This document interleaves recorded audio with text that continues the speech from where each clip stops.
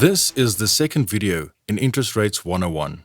In it, we'll expand on the scenario established in the first video and investigate the following concepts. If you haven't seen the first video, there's a link in the description. In the world of corporate finance and banking, one will often encounter wild beasts with complicated features. Except that these wild beasts aren't beasts at all, but rather financial instruments that have sophisticated cash flow structures. Instruments like bonds, swaps, and structured products, to name a few. One way to disentangle some of the sophistication and understand these instruments is to draw representations of the cash flows along a timeline.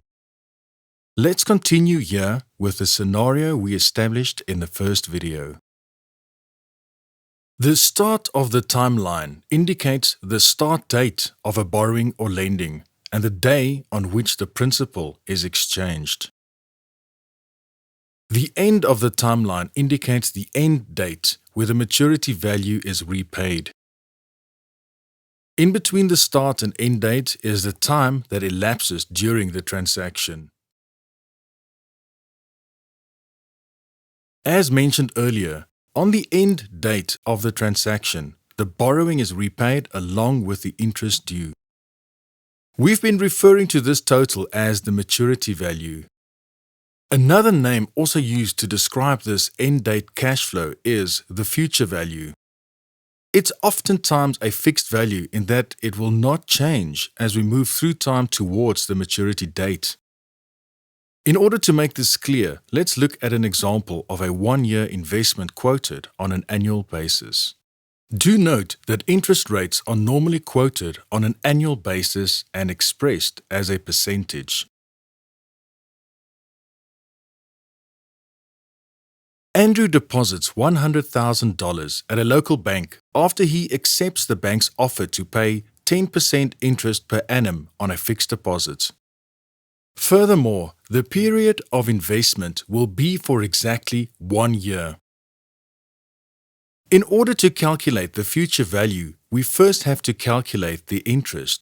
In other words, 10% of the principal. Because the interest rate is a percentage, the calculation confirms that the interest is a proportion of the principal, or 10% of $100,000. If we add this $10,000 interest payment to the $100,000 invested, Andrew's investment will have a future value of $110,000 in a year's time. Looking at this total, we can see that Andrew will be receiving 100% of his investment and 10% interest at maturity. In other words, he'll be receiving 110%. In decimal form, that is the same as 1.1. With this knowledge, we are able to calculate the future value with this formula. Multiplying by 1 plus I ensure that our future value includes the principal and the interest.